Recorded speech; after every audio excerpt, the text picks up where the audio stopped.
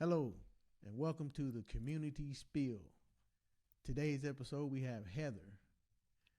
Heather and her husband Steve are very, very good friends of mine, and we're happy to have you. I'm happy to be here. Thank you for That's having good. me. That's good. Well, tell everybody about yourself. Um, well, like you said, married, never had children, in her 40s. I wish I could say that. I know I get to uh, make fun of Steve because he's not anymore. yeah. So, But uh, I just average, no kids, yeah, never had the desire. yeah, Your average American working every day just to yeah. Just to to make make it. it. Yeah, I'm there. I'm with you. I'm definitely with you. Well, let us know about your childhood. I mean, how, a little bit about your childhood. Um, my childhood was kind of rough. Mm. And I'm not saying like, oh, I lived on the streets or something, Yeah, yeah. but unfortunately, my biological father Mm. was very abusive, verbally, physically, mentally, Mm. and not just to the kids, it was Mm. to my mom as well. Yeah. And it took her a long time. It was during a period of time where divorce wasn't even a thing. Yeah. Women hadn't been working out in the, full time world for very Mm-hmm. long at that time. So, Yeah. um, yeah, it was not a environment that was conducive Yeah. to properly like raise kids. Yeah. Yeah. I understand Uh, that. so I kind of grew up and learned my way in spite of Mm. what was said or done or all of that to me. Yeah. And that can really do something to you. I mean, and I have like similar, not far as abusive, but uh, the way I grew up, it was like, you know, I guess the neighborhood I grew up in and seeing the things I, saw and things I, fell into myself and Hmm. a lot of things I bought on myself, but as how that is, but yeah, but I understand, but pretty much today's episode we will be touching on like depression, and my main focus is to letting people know that it's real, that Yeah. is real, and a lot of us um, experience it and try to hide it and mask it as something else. I mean, I'm guilty myself of that. You know, uh, especially black men. They it's more of a self conscious sort of thing. And no one wants to have a label. Or Hmm. they crazy. That's Yeah. society. That's what Well, there's a stigma that comes with that word depression Mm-hmm. because now all of a sudden you've put me over in this box and you just assume that psychiatric hospital is where you belong, Yeah. or you're not as good of a person because you just admitted that, or because you deal with that. And I mean, the stigma's been around for a long time, and you'd think by now it's getting better. More people are talking about it, Mm-hmm. definitely. Definitely. Yeah. Yeah. But I agree with you. It's still, people have no idea No, that they might be dealing with it that's true. because everybody's symptoms are different. You know, you can look in a book and see, well, if you're depressed, here are the symptoms. Okay, well, that covers this much, Yeah, yeah. you know, of a lot of Just it. the And surface, it just covers the surface, but yes. nothing really in depth. So Yeah. yeah, yeah. So, but me myself, hold on, excuse me myself, um, I guess I have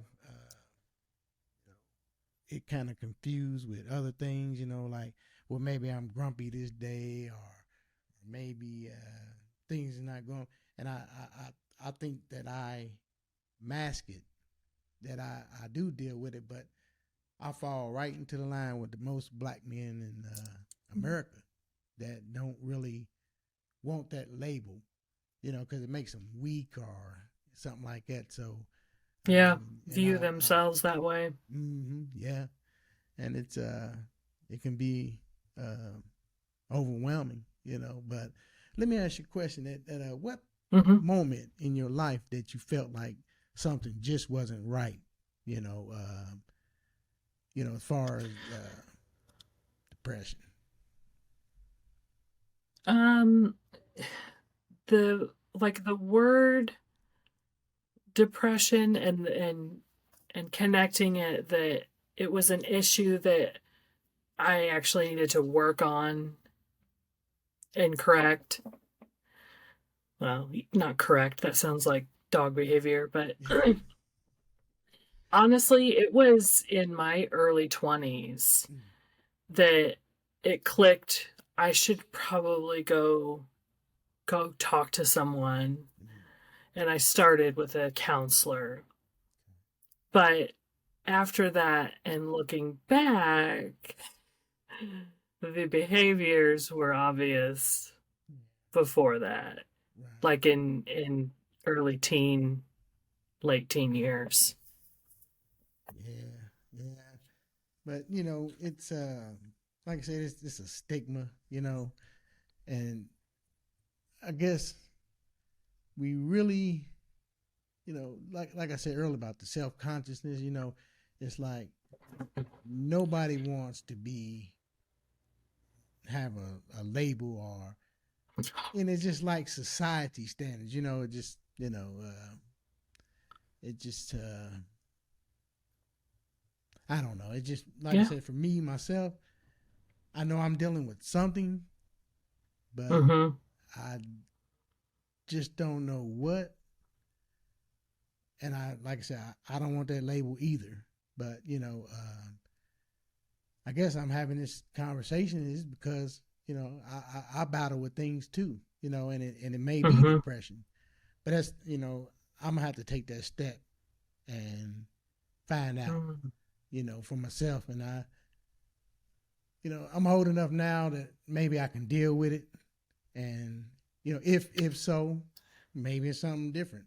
Maybe it's mental illness, because it runs in my family, But you with people with like mental illness, they think you just crazy, and that's not so. Mental Yeah. illness is just it can just be like say your thought process, your patterns. Mm-hmm. Everything's about pattern.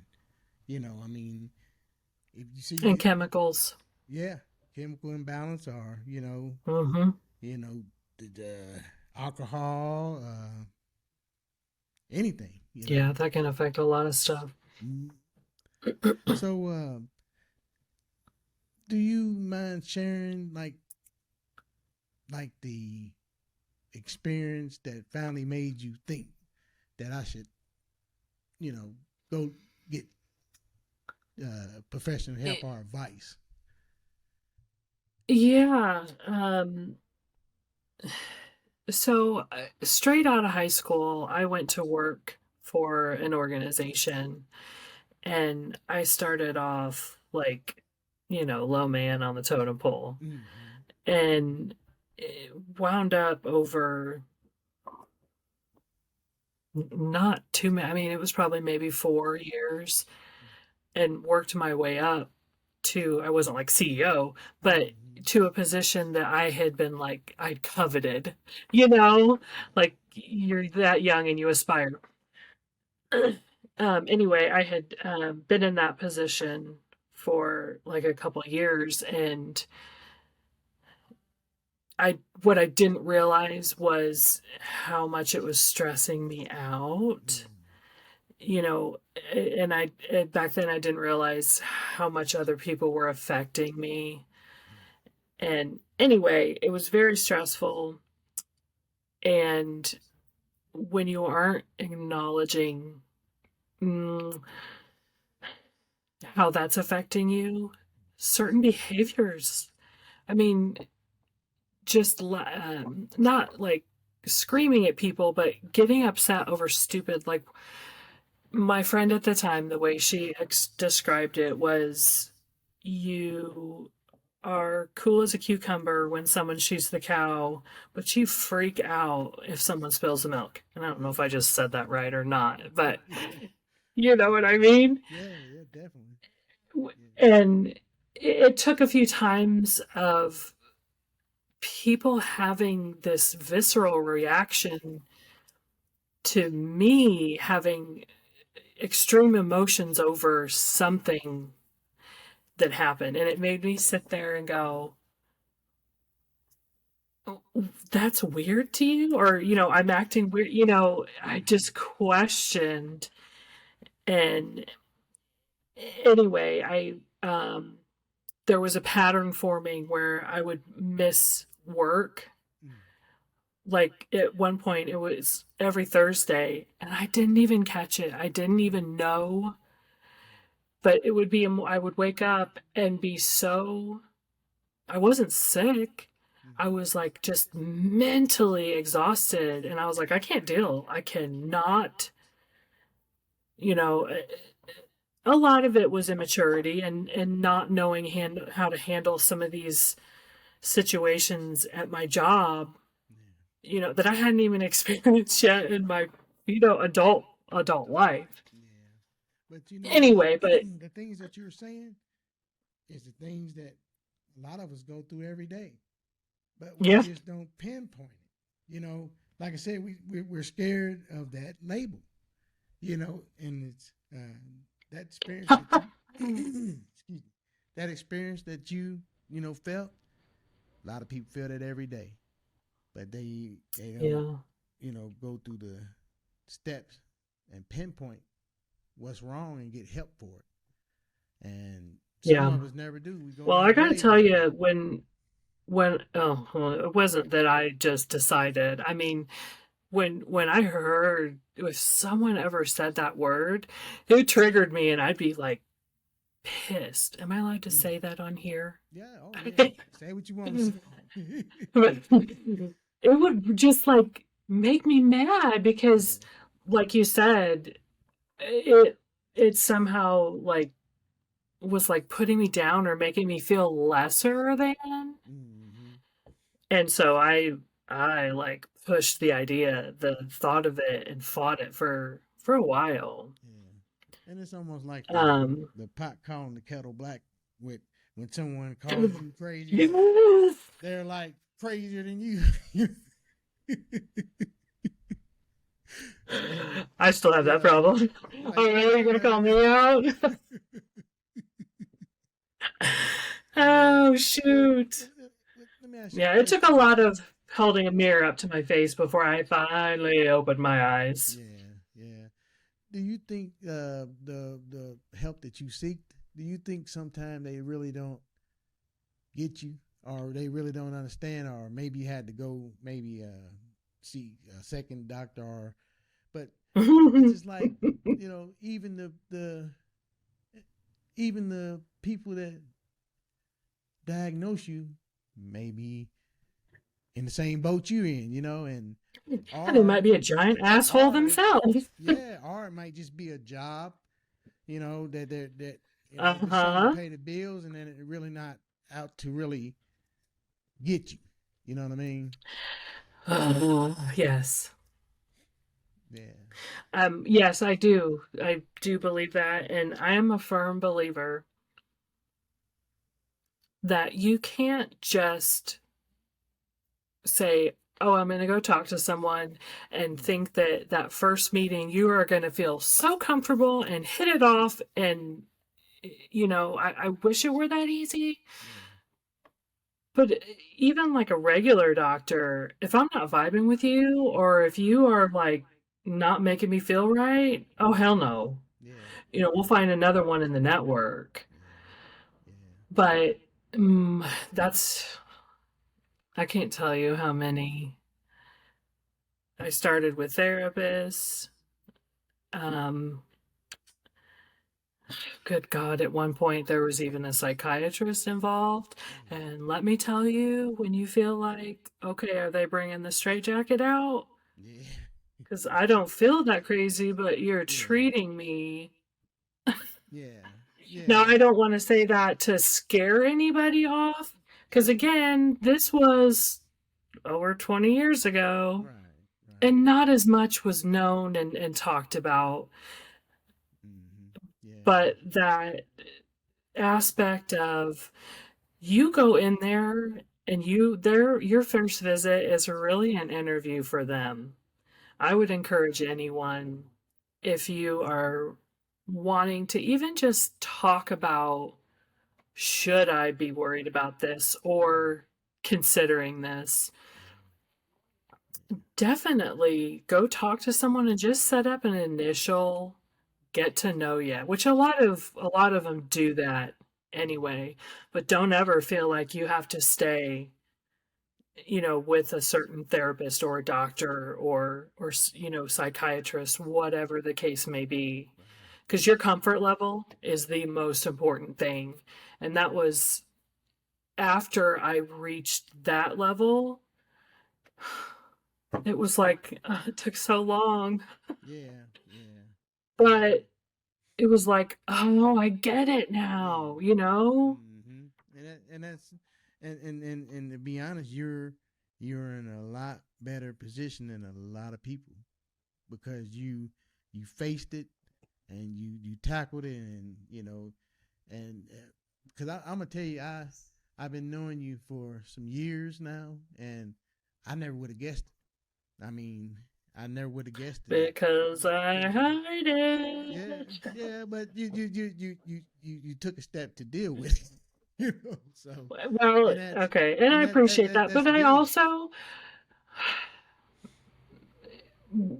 okay, I also was lucky enough to be in a position that I could have insurance, that I Mm, had the option to do that, first of all.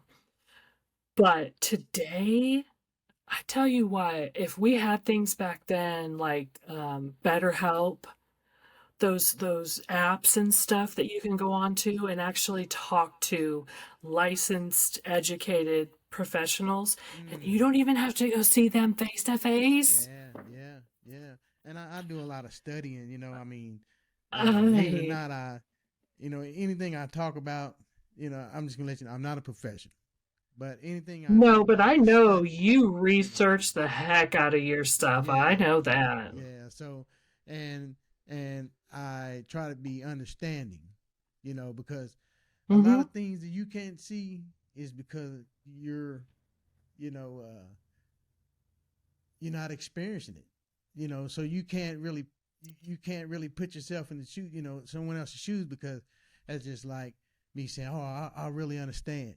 Well, I don't because I'm not in that person's shoes. But um, like I said, depression is real, and that's my point I'm trying to make with this show and Yeah. letting people know that it's real and it's something that you just may want to tackle or at least look into and go in it with an open Mm-hmm. mind because if you don't, you'll never be right. And you know this conversation here may help. I mean, countless people because like I said, no I hope one wants to so. be real about that Yeah. situation. Everybody want to keep it in the closet, even the ones that do seek help. They want to keep it in the closet and deal with it privately. And Mm-hmm. uh, I think that's more of a uh, a problem than just letting it out and being yourself. And Yeah. but you know, But I can understand to an extent that, like, in the beginning, I would like want to feel it out and see before I, announce I've got a problem and I'm going to go work on it.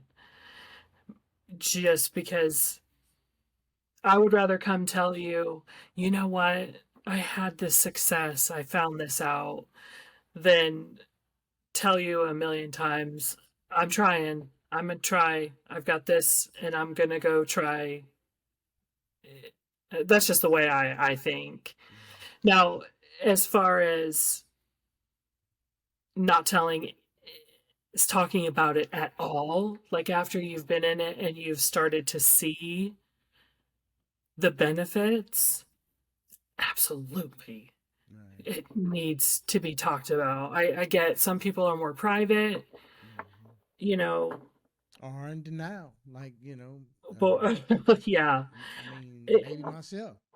I mean, I struggle with the fact that it's possible.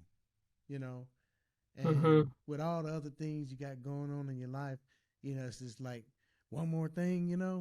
One more thing I got to deal with, Yeah, and then you yeah. you kind of bury it and you bury it, and then it And then the just volcano erupts. yeah, yeah, yeah, and that's what happens. But hey, it's been a real pleasure talking to you, and like I said, Absolutely, you too. I mean, like I said, I hope this conversation reaches the right person, and it could, maybe turn their life around, and Even if it's just one, wouldn't that be awesome? yeah, yeah, and that's what this show is about, you know, Yeah. just showing people that it's real, and it's It's definitely real. it's real and it's workable. It's livable. I hope that someday it just becomes uh, so blasé that it's a part of a conversation that doesn't even like pique ears or make people raise an eyebrow.